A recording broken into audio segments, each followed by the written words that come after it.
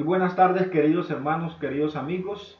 Los saludo desde la Iglesia de Buenos Aires y en esta oportunidad quiero tener el segundo estudio del programa La Universidad del Discipulado.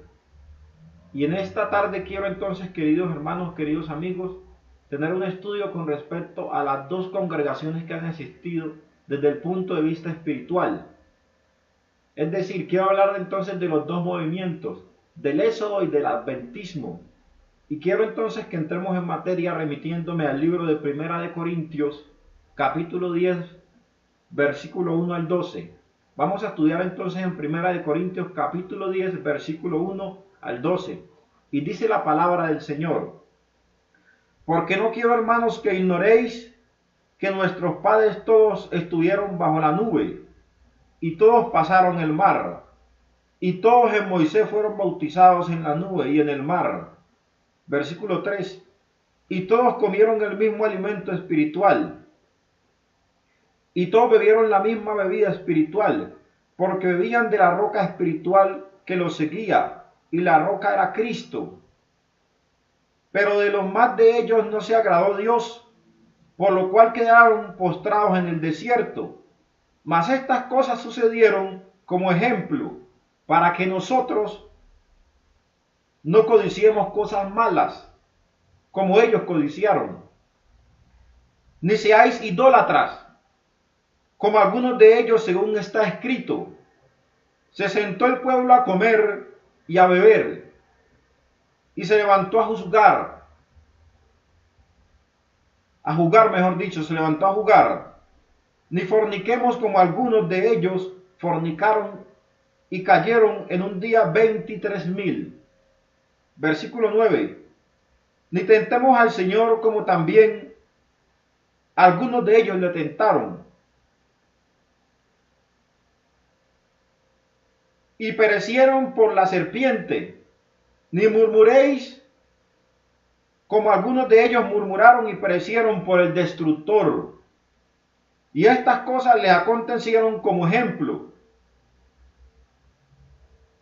y están escritas para amonestaros a nosotros, a quienes han alcanzado los fines de los siglos. Y el versículo 12 nos dice: así que el que piensa estar firme, mire que no caiga. Queridos hermanos, esta amonestación contra la idolatría, contra el pecado, fue la primera experiencia o es el fundamento por el cual la congregación del pueblo de Israel fracasó en la misión que Jehová le había encomendado. Y el apóstol Pablo trae a colación esto para recomendarnos a nosotros de que nos cuidemos como la congregación espiritual de Cristo hoy en día en el adventismo, para que nos cuidemos de no incurrir en los mismos errores que incurrieron nuestros hermanos israelitas.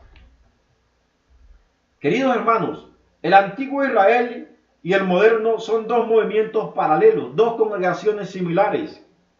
El antiguo Israel fue llamado a salir de Egipto y el moderno está siendo llamado a salir de Egipto y de Babilonia espiritual, siendo guiados a través del desierto del pecado hasta la Canaán celestial.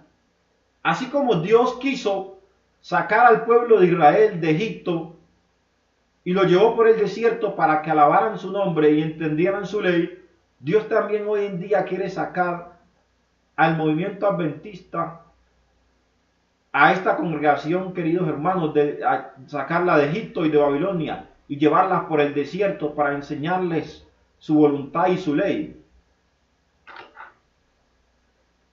En Testimonios para la Iglesia, en la página 75 y 76, la señora White dice: se me ha mostrado que el espíritu del mundo está leudando rápidamente la congregación o la iglesia. Estáis siguiendo el mismo camino del antiguo Israel. Ocurre un declive similar de vuestra elevada vocación como pueblo peculiar de Dios. La hermana White tuvo muchas visiones. Entre estas visiones tuvo esta y escribió en Testimonios para la Iglesia, queridos hermanos, queridos amigos, de que se le mostró de que el movimiento actual iba a incurrir en los mismos pecados, en las mismas actitudes y en los mismos conceptos que el pueblo de Israel antiguo. Y esto iba a ser una piedra de tropiezo para cumplir con la triple misión de la iglesia. Queridos hermanos, el pecado del antiguo Israel consistió en menospreciar la voluntad expresa de Dios y en seguir su propio camino de acuerdo con el impulso de corazones no santificados. El Israel moderno está siguiendo rápidamente en sus pasos, provocando también ciertas actitudes iguales que desagradan al Señor. Miren ustedes, hoy en día probablemente, queridos amigos y queridos hermanos, como cristianos estamos incurriendo en los mismos errores que el pueblo de Israel antiguo. Pareciera que no conociéramos la historia, porque el orgullo, la rebeldía, la idolatría se ha apoderado de nosotros. Y estamos practicando lo mismo que practicaron nuestros hermanos israelitas en la antigüedad. La misma desobediencia y el fracaso propio de la iglesia judía han caracterizado en gran medida el pueblo que ha tenido en gran luz del cielo en los últimos días. Permitiremos que la historia de Israel se repita en nuestra experiencia, dice la hermana White. Queridos hermanos, la misma idolatría, la misma rebeldía y la desobediencia que tuvo el pueblo de Israel estamos viendo hoy en día en el adventismo y en nuestras congregaciones. Necesitamos ser conscientes, queridos hermanos, que necesitamos un cambio y necesitamos despojarnos de estas vestiduras viles que tenemos. Como dice Apocalipsis capítulo 3 en el mensaje de la Odisea, yo te aconsejo que de mí compres vestiduras para vestirte, que busques oro refinado en fuego. Y esto es lo que necesitamos hoy en día, queridos hermanos, queridos amigos, para no incurrir entonces en el error que incurrió el pueblo de Israel antiguo. Precisamente antes que Israel fuera liberado de Egipto, Dios derramó su ira en 10 plagas, de las cuales las últimas 7 cayeron solamente sobre los egipcios. Justo antes que el pueblo adventista es liberado de este mundo, de sus persecuciones y esclavitud, ha de manifestarse de nuevo la ira de Dios en las plagas, de las cuales las 7 últimas caerán sobre los malvados. Esto volverá a repetirse, hermanos. Así como las plagas cayeron en Egipto, actualmente también las plagas van a caer en el mundo, para que el pueblo de Dios sea liberado. La liberación de Israel en Egipto se produjo a medianoche. La liberación final de la sentencia de muerte para el remanente de Dios, del pueblo de Dios, tendrá lugar a la medianoche también. Queridos amigos, queridos hermanos, la organización de los dos movimientos es casi idéntica, por no decir igual. La Reforma Pro Salud forma parte de ambos movimientos, cuyos movimientos han sido malditos por la rebeldía de la gente mixta, de las personas que integran estos movimientos, porque muchos de personas que hacen parte de este movimiento hicieron parte del movimiento de Israel en la antigüedad, se dejaron llevar por la idolatría y por la vanidad. Y Satanás entonces hizo su obra en ellos. La historia del movimiento adventista se ajustará fielmente entonces, queridos hermanos, al tipo. Lo que sucedió en ese pueblo probablemente va a suceder, hermanos, en estos últimos días. Así como el pueblo de Israel despreció la voluntad de Dios, haciendo lo que quiso, hoy en día estamos viendo esto en el adventismo, queridos hermanos. Debemos cuidarnos para no incurrir en estos errores, hermanos. Por medio de un profeta Jehová hizo subir a Israel de Egipto, y por un profeta fue guardado. Moisés pereció en la frontera misma de la tierra prometida. No obstante, antes de morir, Dios le dio toda la instrucción necesaria para conducir a Israel y establecerlo en la tierra prometida. Josué no hizo más que llevar a cabo la instrucción dada a Moisés. Cuando Moisés murió, Josué ocupó el lugar de líder del pueblo de Israel. Y ya Josué tenía las instrucciones que Jehová le había dado a Moisés. Y Josué lo único que hizo fue poner en práctica esas instrucciones. Queridos hermanos, el movimiento adventista fue y seguirá siendo dirigido por una profeta.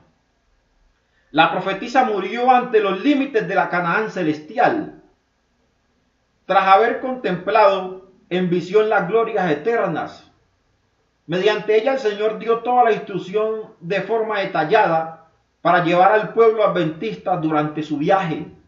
Hermanos, tenemos todas las instrucciones para conducirnos a la Canaán celestial. Mediante el espíritu de profecía, Dios nos ha demostrado cómo podemos conducirnos en este mundo. Disponemos del espíritu de profecía tan ciertamente como si la profetisa estuviera aún viva.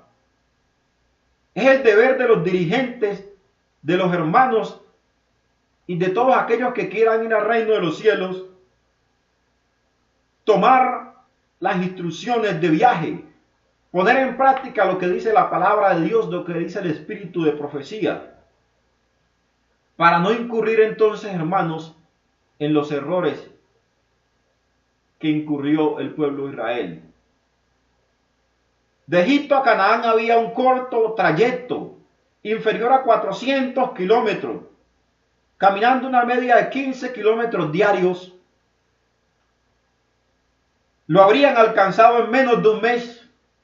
No obstante, haciendo el trayecto en línea recta, se habrían de encontrar con los hostiles filisteos. Y debido a su falta de fe en aquel que había prometido pelear las batallas en lugar de ellos, el Señor tuvo que conducirlos a lo largo de un gran rodeo por otro camino. No pudieron entrar en la tierra prometida hasta tanto no pudieron aprender las lecciones de la victoria y la liberación por la fe. Su primera lección vino en el Mar Rojo. Cuando tuvieron que pasar en el Mar Rojo tuvieron la primera lección y muchos claudicaron y renegaron, pero Dios obró para que ellos pasaran el Mar Rojo, queridos hermanos. Ellos, donde hubiesen tenido fe, hubiesen llegado al cabo de 30 días a la tierra prometida. Pero como les faltó fe, la incredulidad se apoderó de ellos. Y en esto hoy debemos cuidarnos, hermanos, que la incredulidad no haga daño en nosotros, que nuestra fe esté viva y cimentada en Cristo. Según la cronología bíblica, los israelitas abandonaron Egipto el día 15 del primer mes del año de 1491 antes de Cristo. Acamparon en el mes tercero al pie del monte Sinaí, luego en el que recibieron la ley.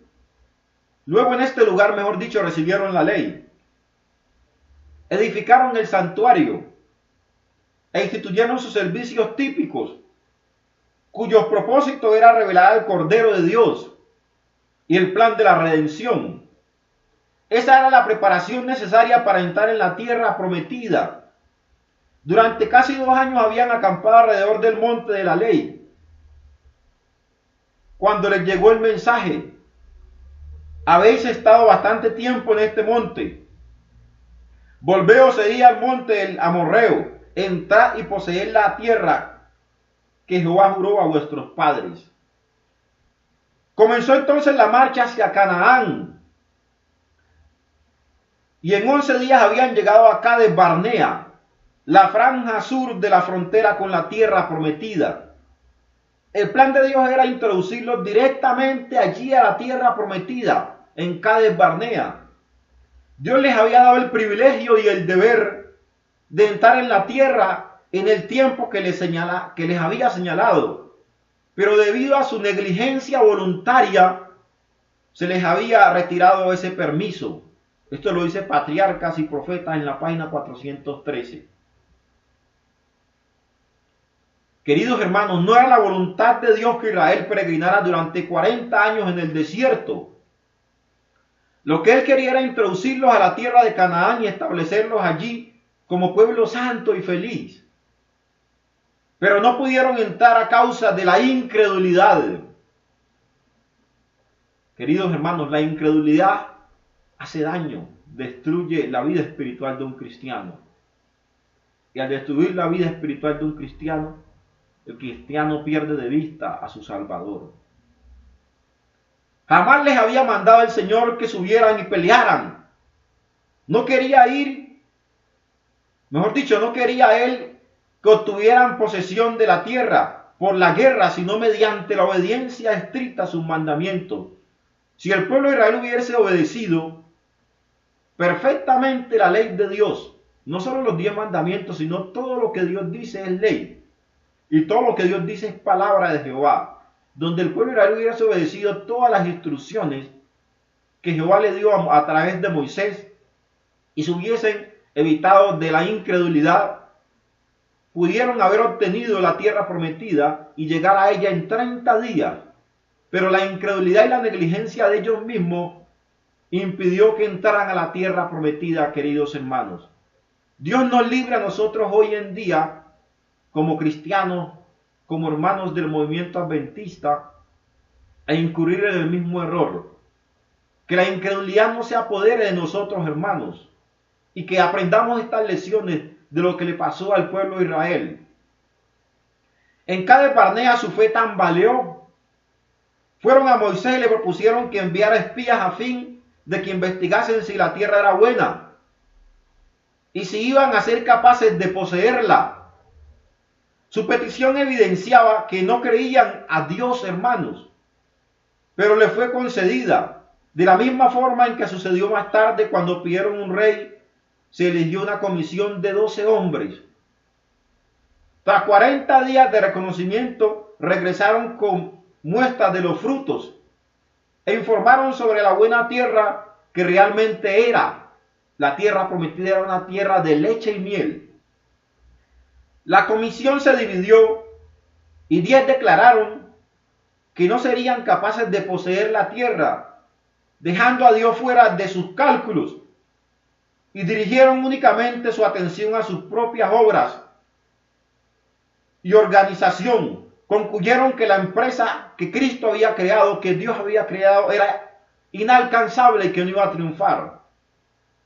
Su informe trajo gran desaliento y el pueblo lloró y amenazó con declinar y con designar un nuevo capitán para volver a Egipto, hermanos, por el mal testimonio de aquellos que exploraron la tierra y no tuvieron fe. Queridos hermanos, Moisés, Caleb y Josué procuraron alentar al pueblo. Afirmaron: Jehová está con nosotros, no los temáis.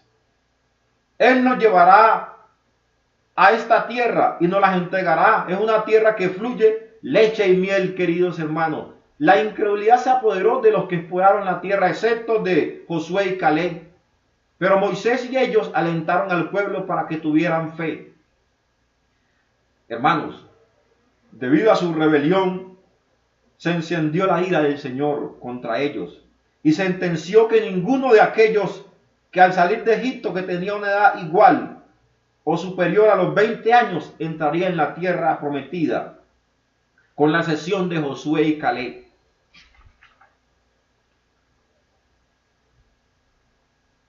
Hermanos, en cuanto a vosotros, vuestros cuerpos caerán en el desierto. Vuestros hijos andarán pastoreando en el desierto 40 años y cargarán con vuestra rebeldía hasta que vuestros cuerpos sean consumidos en el desierto.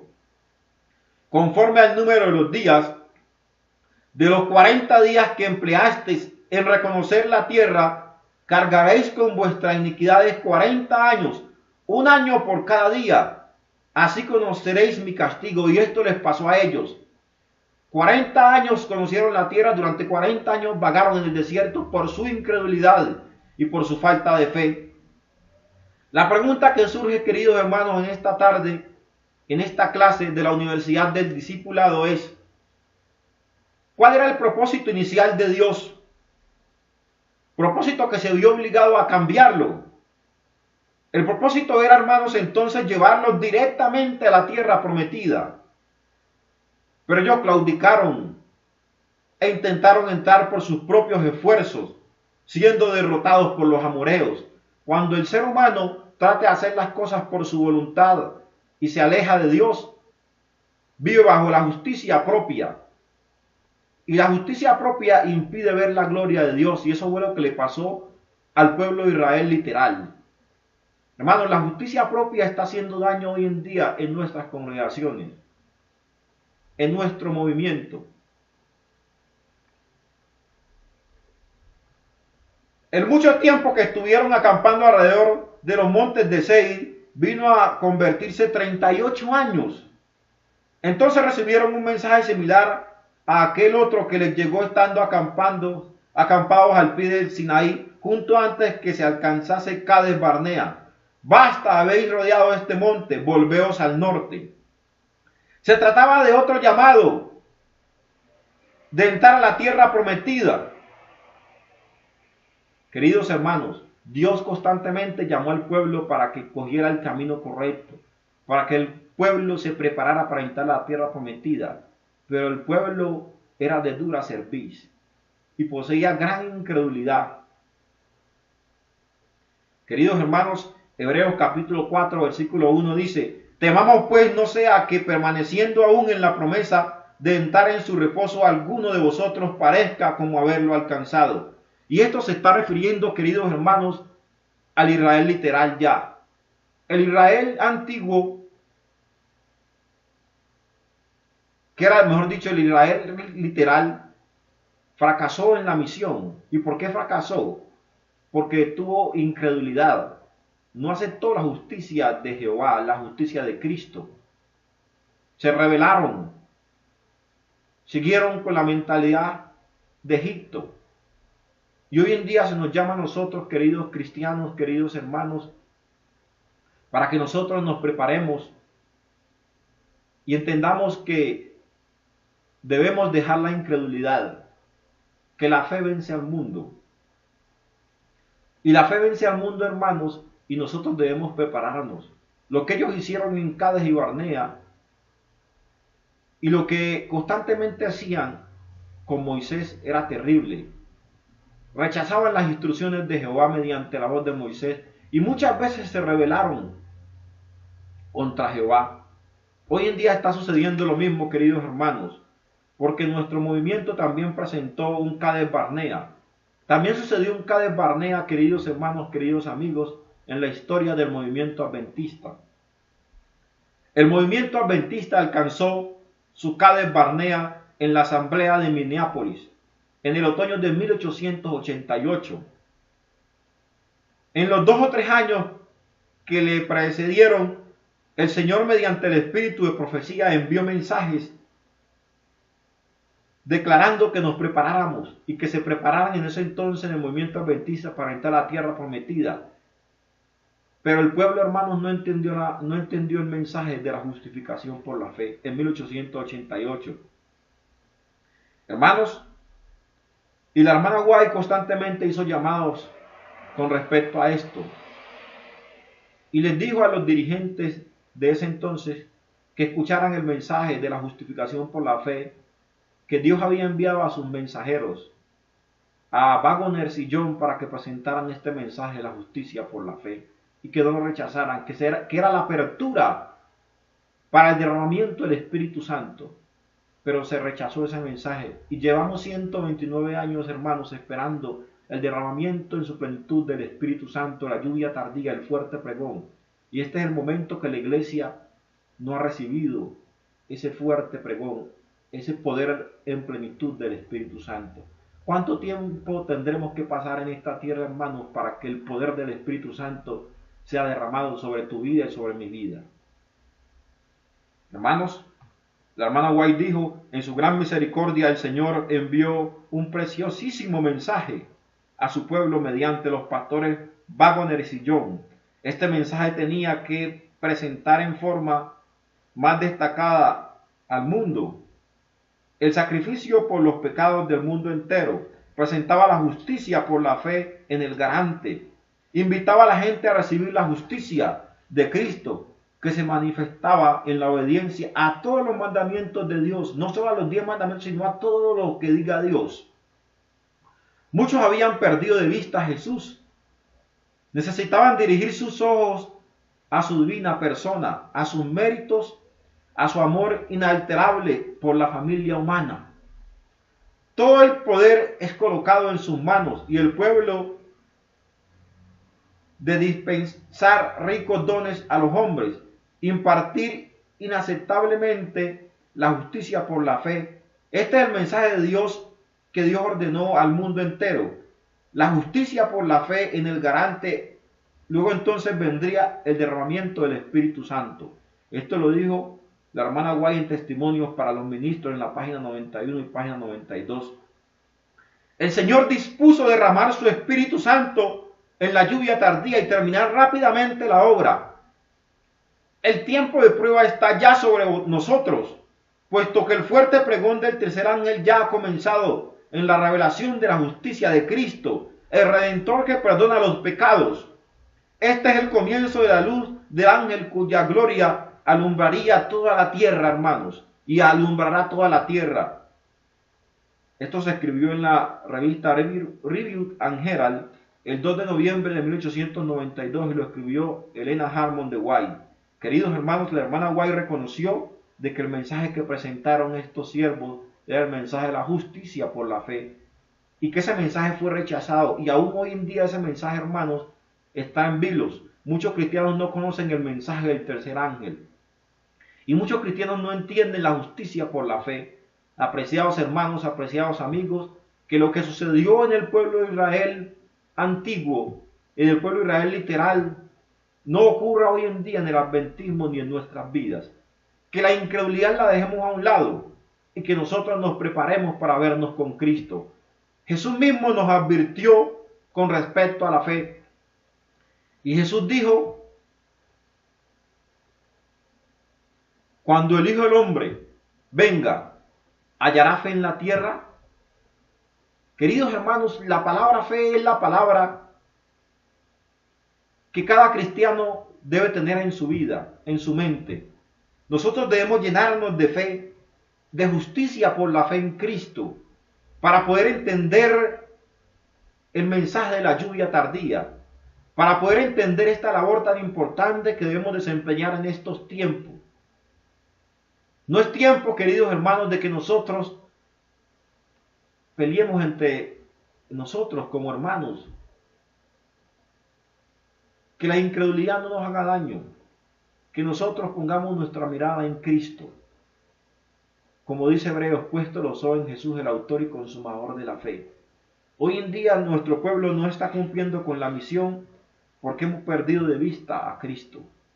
Porque nuestros objetivos son diferentes a los de Cristo. Es un llamado que hago, queridos hermanos, en esta tarde mediante esta clase del discipulado, a que nosotros busquemos la presencia del Espíritu Santo, a que busquemos la gloria del Padre y no busquemos nuestra propia gloria, porque nuestra gloria es vana ante Dios.